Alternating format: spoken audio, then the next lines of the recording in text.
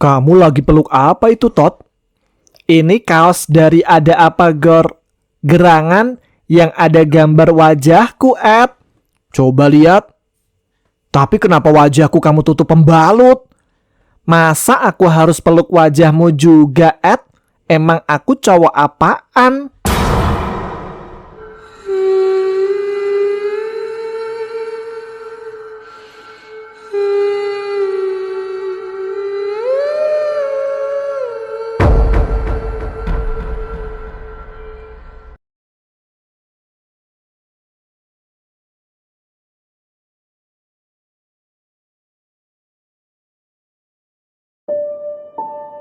Assalamualaikum warahmatullahi wabarakatuh. Jumpa lagi dengan saya Tama dalam Ada Apa Gerangan 2. Bagaimana kabar kalian?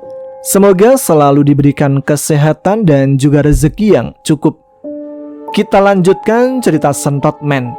Tapi sebelum itu, buat Sentot lover yang mau koleksi merchandise kaos Sentot, bisa langsung chat adminnya aja ya. Nomornya saya taruh di deskripsi. Ada kaos dan hoodie, tinggal pilih aja suka yang mana. Nah, itu aja iklannya, kita langsung lanjut ke cerita Sentot Man dan Eddie Man. Teman-teman, ada apa gerangan? Ceritanya mulai dari sini.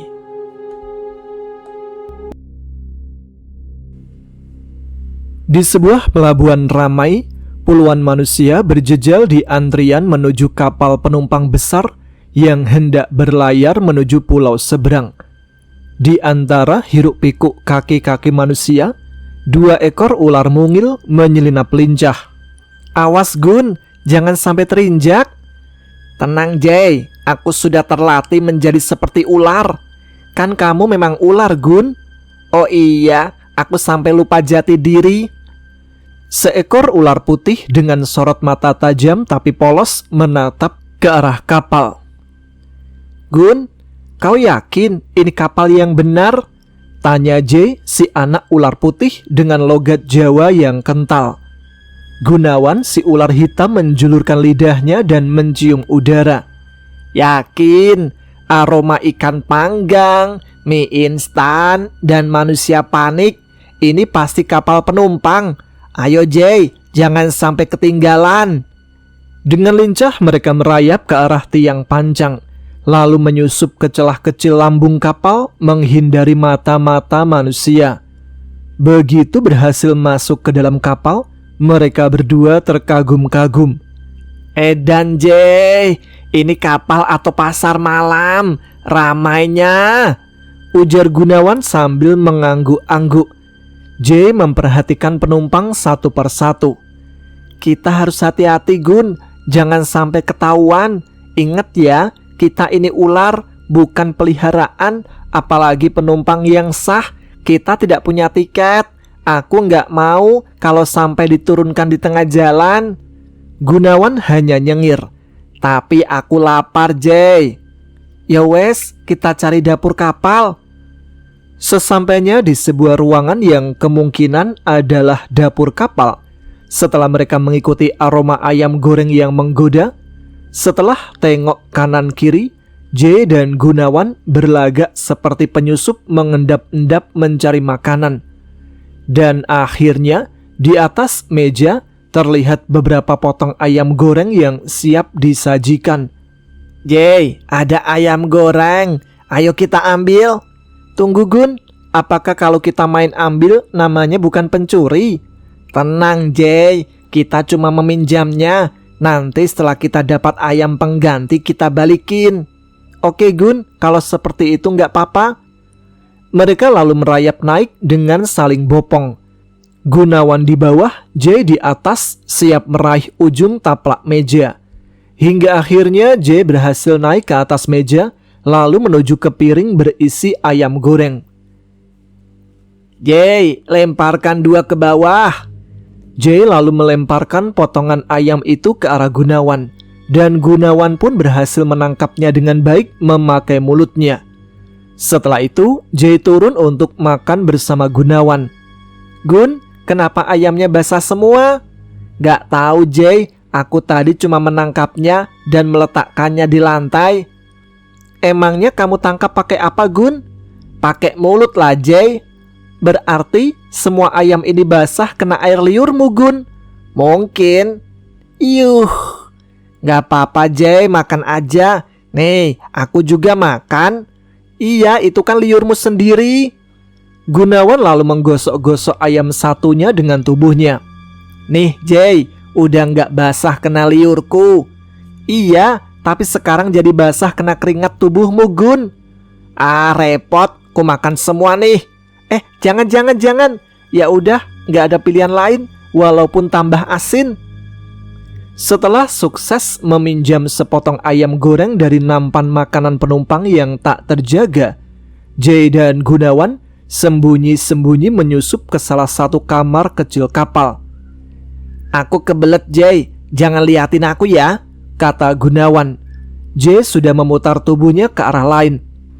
Ngapain aku ngeliatin kamu, Gun? Gunawan pun masuk ke toilet, menjuntai dari atas tangki air dan menyesuaikan posisi tubuh. Tapi baru saja dia bersiap buang air, pintu toilet terbuka. Seorang wanita muda masuk sambil memainkan ponselnya, tidak menyadari bahwa seekor ular hitam panjang sedang melingkar di atas toilet duduk. Begitu mereka saling tatap, keduanya berteriak bersamaan. Si wanita panik keluar toilet sambil berteriak, "Ada ular! Ada ular!" Gunawan keluar toilet dalam kondisi panik juga, meluncur cepat sambil teriak pada Jay. "Jay, aku ternodai, Jay. Seorang wanita muda mengintipku pipis." Jay yang melihatnya langsung tertawa terpingkal-pingkal. "Apanya yang mau diintip, Gun?"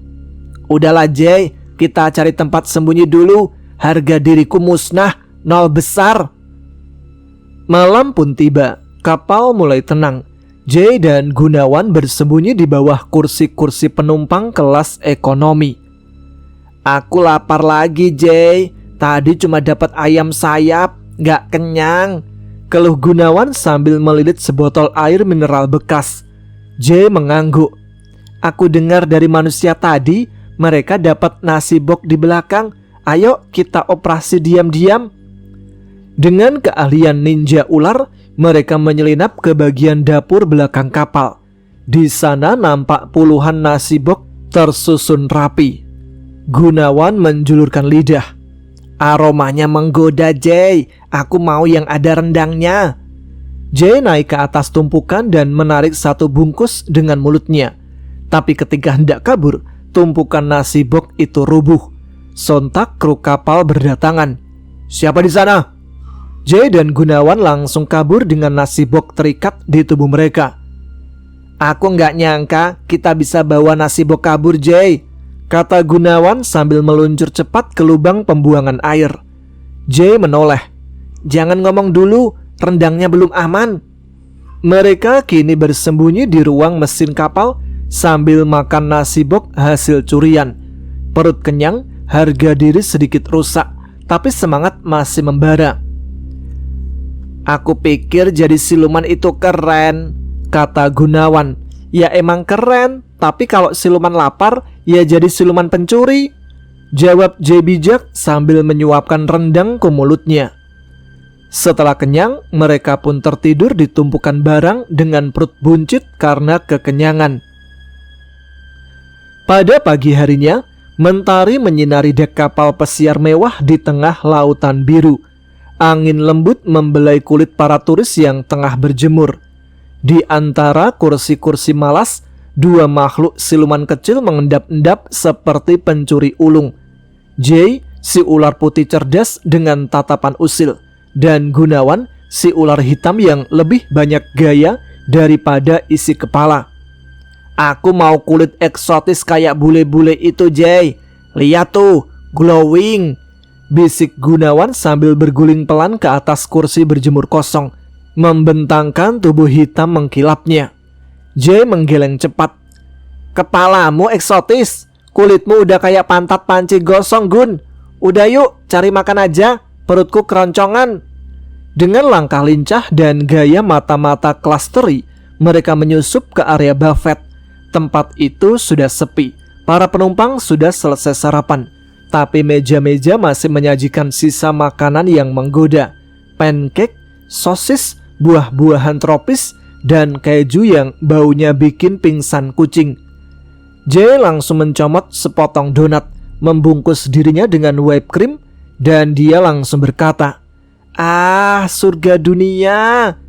Sementara itu, Gunawan melirik sebuah apel merah yang mengkilap. "Ini apel Bangkok kayaknya, gede bener." Dia mencoba menggigitnya, namun gagal. Digigit lagi, mental, gagal lagi. "Wah, licin bener, tapi aromanya manis." Gunawan nekat membuka mulut selebar-lebarnya.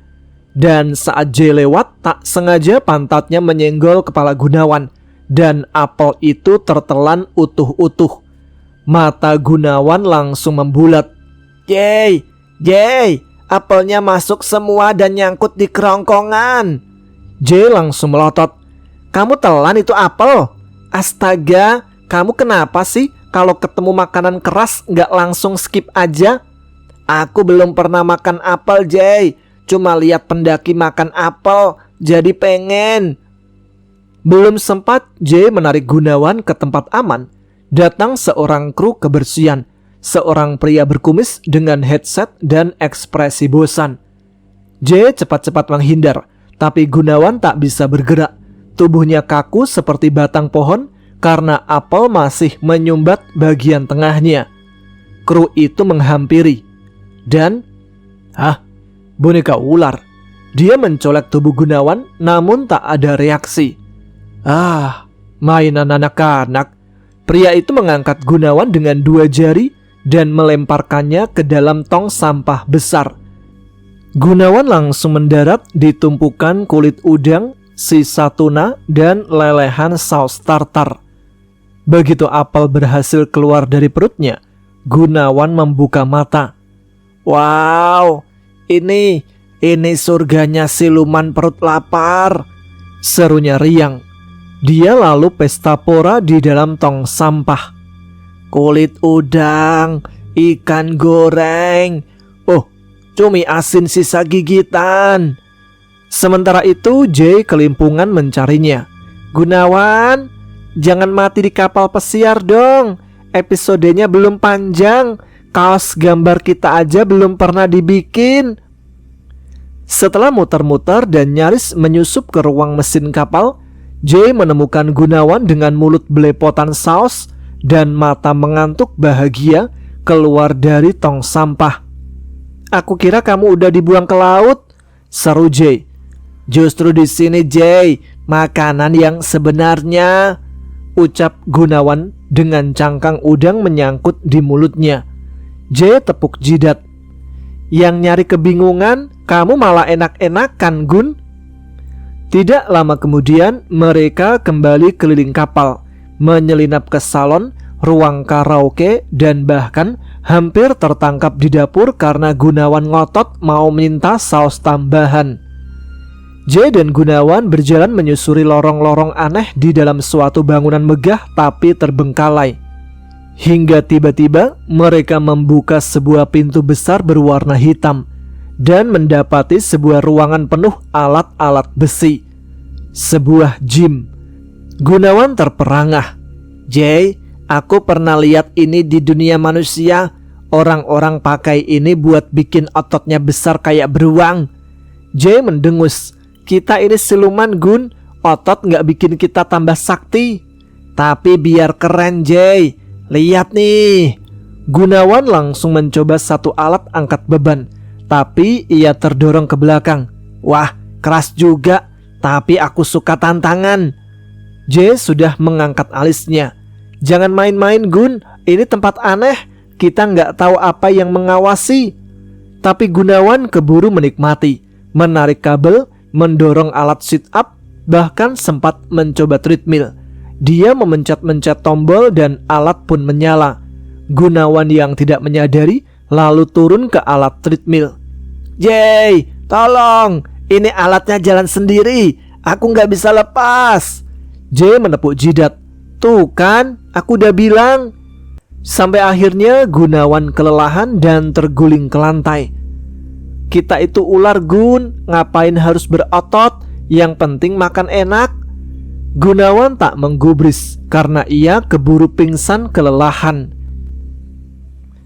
Sementara itu kita tinggalkan dulu Gunawan dan Jay dengan petualangan mereka.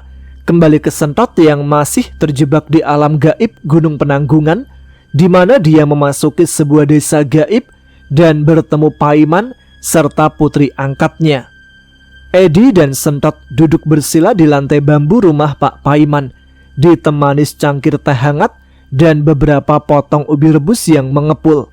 Di seberang mereka duduk Pak Paiman yang sudah berumur namun masih tampak bugar. Dan di sampingnya Vira, gadis remaja berambut sebahu dengan sorot mata tenang namun menyimpan luka masa lalu. Obrolan ringan perlahan berubah menjadi perbincangan serius saat Edi tak bisa menyembunyikan rasa penasaran terhadap asal-usul Vira. "Oh Pak, maaf, boleh saya tanya?" ucap Edi hati-hati.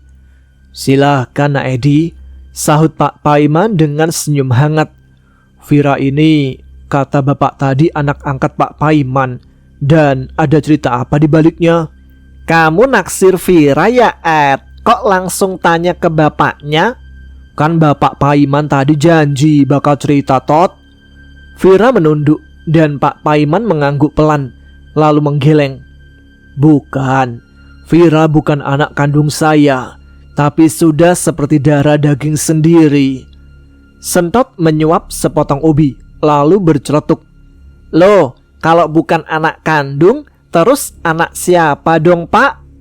Pak Paiman menatap jauh keluar jendela, ke arah pepohonan dan kabut tipis yang menggantung.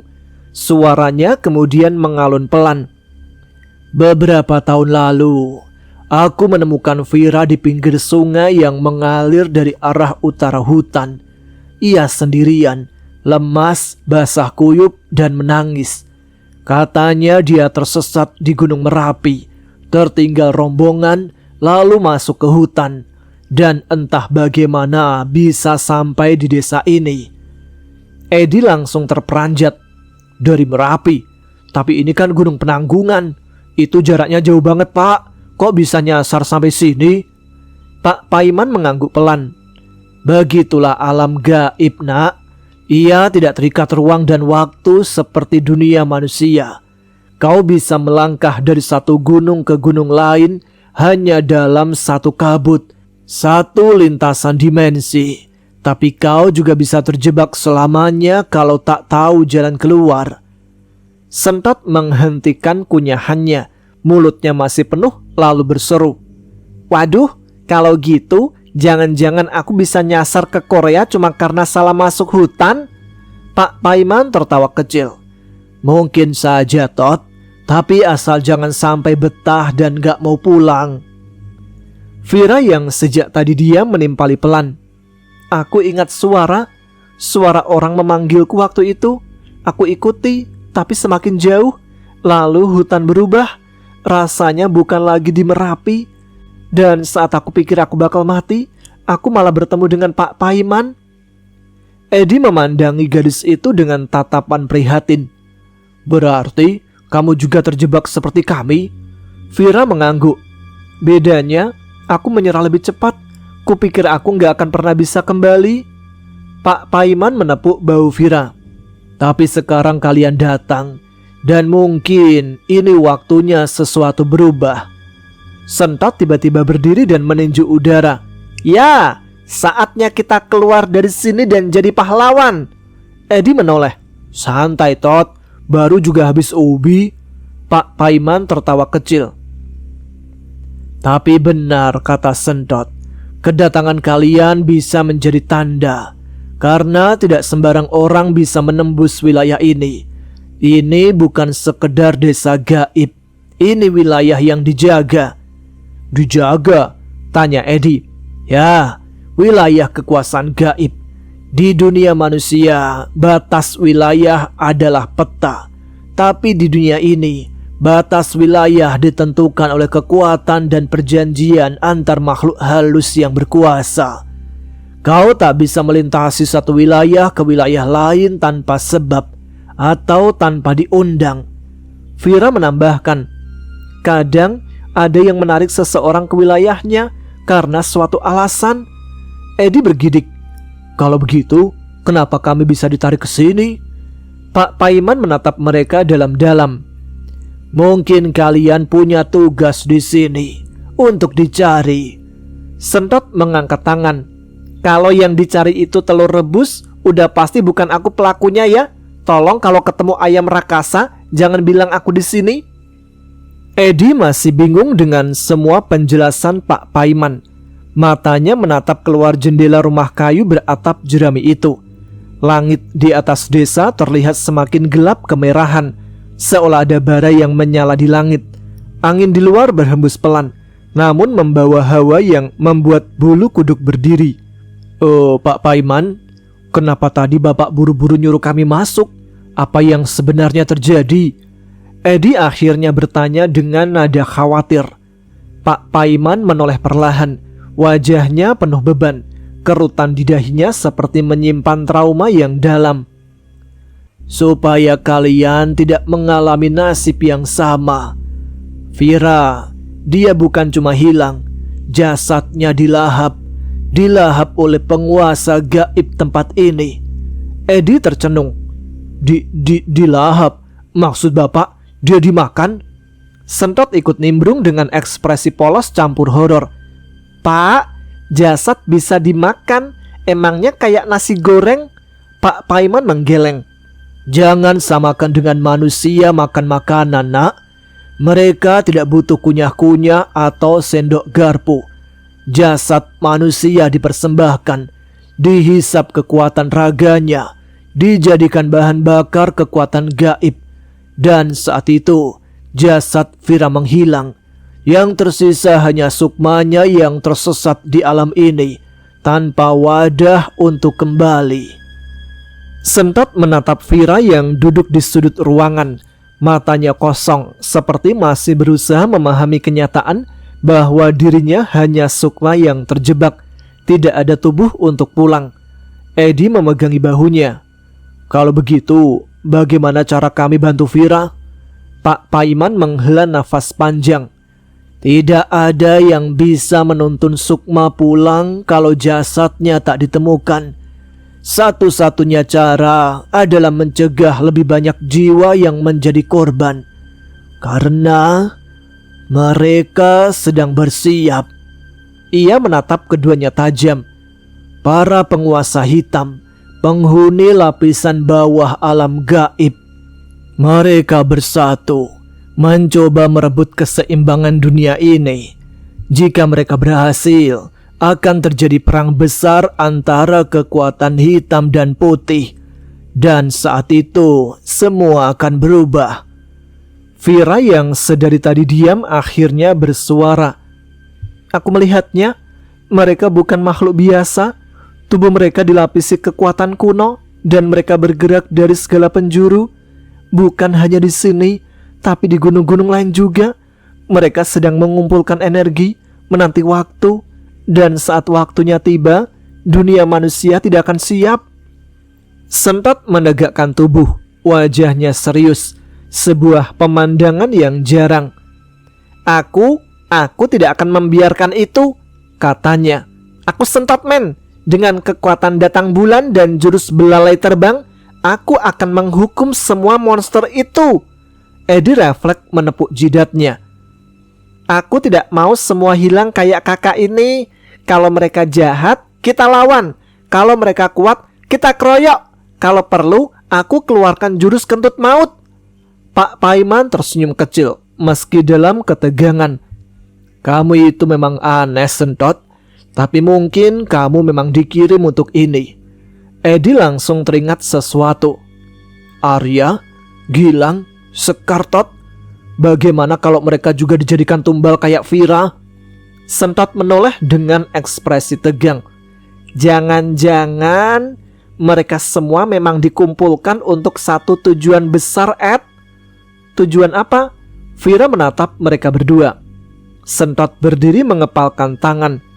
Perang, mereka naik gunung bukan cuma buat mendaki, tapi buat dikumpulin, buat jadi pion, entah putih atau hitam. tapi mereka bagian dari pertempuran ini. Semua terdiam. Di luar langit semakin merah pekat dan angin mulai berputar, sebuah pertanda bahwa malam tidak akan datang dan pagi tidak akan menyapa sebelum perang besar itu pecah. Mendengar semua penjelasan itu membuat Sentot terbakar semangatnya.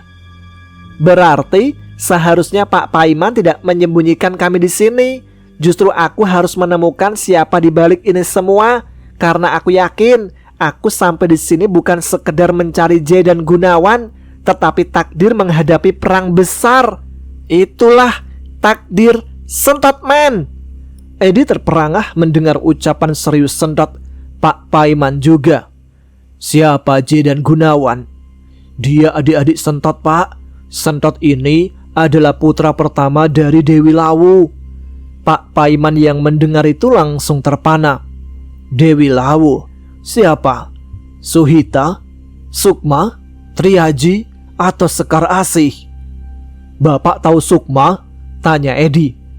Dewi Sukma? Tentu saja. Dia salah satu dewi berenergi murni dari Lawu. Apa itu Ibu Sentot? Sentot dengan bangga menjawab. Iya Pak, tapi aku anak terbuang yang tidak dianggap. Pak Paiman terdiam lama. Matanya menatap jauh ke arah jendela yang menghadap ke sawah kecil di belakang rumah jeraminya. Angin semilir meniup dedaunan bambu, membuat suasana mendadak terasa syahdu, seolah alam pun ikut menundukkan kepala mendengar pengakuan Sentot. Aku anak terbuang yang tidak dianggap, kata Sentot sekali lagi, namun kali ini dengan suara yang lebih pelan. Edi langsung memeluk Sentot dari samping, menepuk-nepuk bahunya lembut.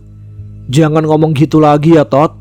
Kau memang bukan anak biasa, tapi justru karena itu kau punya tugas luar biasa. Kau tak perlu dianggap oleh Sukma untuk menjadi hebat, karena kau punya takdir hebat sendiri. Pak Paiman pun akhirnya bicara. Suaranya berat dan penuh beban. Aku tidak menyangka. Selama ini aku hanya dengar nama Sukma Dewi dalam cerita para leluhur. Dia adalah penjaga batas alam yang bahkan para lelembut pun segan kepadanya. Kalau kau benar anaknya, berarti peranmu dalam peperangan besar ini bukan kebetulan, tapi bagian dari pusaran takdir yang sudah lama berputar. Sentot menegakkan badan. Matanya menatap tajam ke arah Pak Paiman. Kalau memang begitu, aku tidak bisa terus disembunyikan di sini. Aku harus mencari tahu siapa yang membuat dimensi ini kacau. Pak Paiman berdiri, berjalan ke rak kayu tua yang penuh dengan buku-buku lusuh. Ia mengambil sebuah buku bersampul kulit dengan ukiran aneh dan membuka halaman tengahnya. Di sana ada gambar peta, bukan peta biasa, tapi peta dimensi lain yang hanya bisa dibaca dengan mata batin tertentu. Di peta ini ada titik-titik yang sudah lama tidak aktif, tapi kemarin malam salah satunya menyala merah. Sentot dan Edi mendekat, melihat titik merah itu berada di sebelah timur laut peta. Disinilah pusat keretakan batas dimensi, jelas Pak Paiman. Kalau kalian kesini, mungkin bisa menemukan jawaban atau malah menemukan kunci untuk membuka jalan keluar dari alam ini. Di sanakah sosok jahat itu berada? Tanya Sentot cepat. Aku tidak tahu pasti, tapi aku yakin semua benang merah bermuara di titik ini. Sentot mengepalkan tangan kecilnya, menggenggam ubi. Kalau begitu, kami akan berangkat ke sana. Terima kasih Pak Paiman Man. Edi mengangguk mantap. Tapi sebelum itu, boleh saya minta bekal? Yang kemarin soalnya habis dimakan Sentot semua. Pak Paiman tertawa kecil. Sentot tersenyum bangga. Makan banyak tanda anak sehat, Pak. Kalian tidak perlu berjalan jauh. Yang kalian cari ada di desa ini. Di tengah desa ini terdapat sebuah portal. Portal? Portal kemana, Pak? Tanya Edi waspada. Ke tempat para penguasa gaib berada. Di sanalah takdir kalian ditentukan. Jika kalian ingin keluar dari dunia ini, kalian harus melewatinya." Edi dan Sentot saling pandang. Mereka tahu setelah ini tidak akan ada lagi langkah yang mudah. Namun mereka juga tahu tidak ada pilihan lain. Sentot menggenggam tangan Edi. "Ed, ayo kita selesaikan ini. Gak usah pegangan tangan segala. Kalau pegang kepala, itu gak sopan namanya." Setelah sepakat, Edi dan Sentot akan melanjutkan perjalanan menuju pusat desa. Namun sayang Pak Paiman tak berani menemani. Edi menundukkan kepala memberi hormat kecil pada Pak Paiman dan Vira yang berdiri di tepi rumah beratap jerami itu. Tampak tenang namun penuh harapan. Sentot seperti biasa melambai-lambaikan tangan kecilnya dengan gaya ceria. "Dadah, jangan lupa kirim surat ya." "Harusnya mereka yang bilang begitu, kan kita yang pergi." Pak Paiman menatap mereka penuh makna. "Ingat, kalian menuju tempat yang tak bisa kembali begitu saja. Di pusat desa bukan hanya portal, tapi juga ujian sejati bagi siapapun yang ingin melangkah lebih dalam." Vira hanya diam, namun matanya mengikuti langkah mereka berdua sampai menghilang. Perjalanan menuju pusat desa bukanlah hal mudah. Jalan yang mereka lalui berubah menjadi lorong-lorong sempit yang dilapisi akar pepohonan kering. Lalu terbuka menjadi lapangan tanah retak berwarna coklat gelap seperti abu. Langit di atas masih remang, tak tentu waktu, membuat mereka kehilangan arah dan perasaan siang atau malam. "Ed, kenapa makin kesini hawanya makin kayak keringetan di dalam kulkas rusak?" tanya Sentot sambil mengibas-ngibaskan kaos putihnya.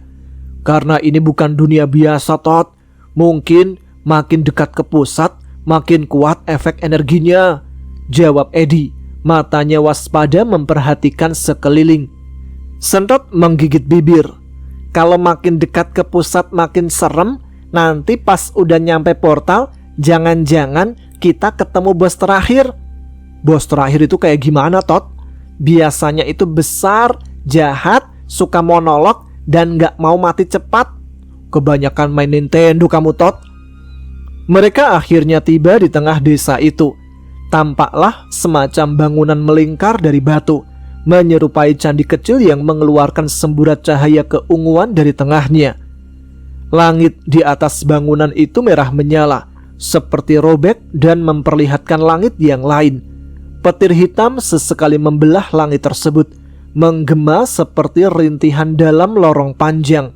"Itu pasti tempatnya, Tot," gumam Edi. "Mau langsung ke sana?" tanya Sentot dengan ekspresi berani-berani bingung. "Pelan-pelan, kita cari jalan aman dulu. Kita nggak tahu apa yang nungguin di sana." Warga desa yang terlihat dari jauh sebelumnya kini tampak diam, berdiri mematung menghadap candi batu di tengah desa. Tak satu pun bergerak, seakan mereka hanyalah arca hidup. Sentot merapat ke sisi Edi. "Ed, mereka nggak ngedip, nggak gerak. Jangan-jangan ini zombie versi lokal." "Tenang, Tot, tetap waspada." Saat mereka melangkah semakin dekat, tanah di sekitar mereka mulai bergetar ringan. Angin menggulung di sekitar candi batu. Dan perlahan suara lirih seperti nyanyian dalam bahasa asing terdengar dari dalam bangunan batu itu. Dada Edi mulai sesak. Sentot mendadak diam, matanya terbelalak. Ia memegang tangan Edi dan berkata pelan, "Aku ngerasa sesuatu. Di dalam sana ada sesuatu yang nunggu kita." Edi menoleh kaget. "Maksudmu?" "Arya, Gilang, dan Sekar." Edi menatap Sentot, dan untuk pertama kalinya anak itu tidak bercanda. "Kira-kira mereka ngapain di dalam sana ya, Tot?" "Gak tahu, Ed, kan aku belum masuk." "Nyesel aku tanya." Baiklah, sampai di sini dulu episode kali ini, cerita tentang Sentot dan Edi yang tampaknya sudah mulai terbuka nih ceritanya bakal bagaimana. Sebuah peperangan besar antara dunia hitam dan putih akan segera terjadi. yang melibatkan sosok Sentot. Apakah Joe dan Gunawan akan berperan juga di sini? Apakah mereka akan menunggu di kapal dan dijemput oleh Sentot? Kita akan ketahui nanti jawabannya. Jadi buat teman-teman yang penasaran dengan kelanjutan cerita ini, jangan lupa untuk aktifkan notifikasinya biar tidak ketinggalan. Dan saat ini saya Tama harus pamit. Terima kasih untuk teman-teman yang sudah menyimak. Tetap semangat, jaga kesehatan. Wassalamualaikum warahmatullahi wabarakatuh.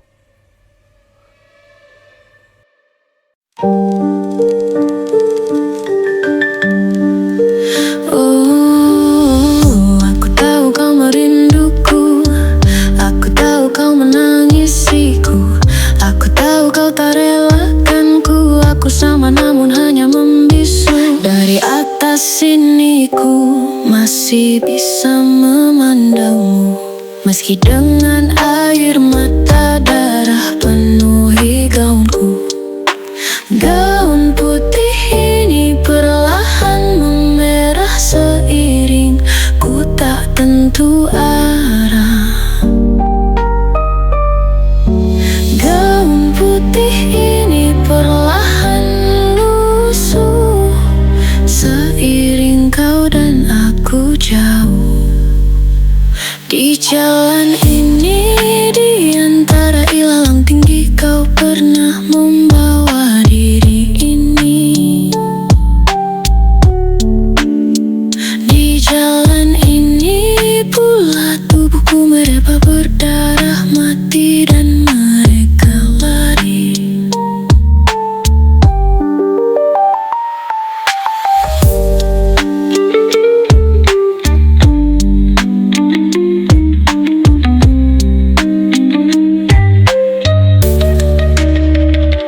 Di jalan ini, di antara ilalang tinggi, kau pernah membawa diri ini. Di jalan ini, pula tubuhku mereba berdarah mati dan mereka lari. Di jalan ini, di antara ilalang tinggi, kau pernah membawa diri ini. Di jalan ini, pula tubuhku mereba berdarah mati dan mereka lari. Di jalan ini, di antara ilalang tinggi, kau pernah membawa diri ini. Di jalan ini pula tubuhku mereba berdarah mati dan mereka lari.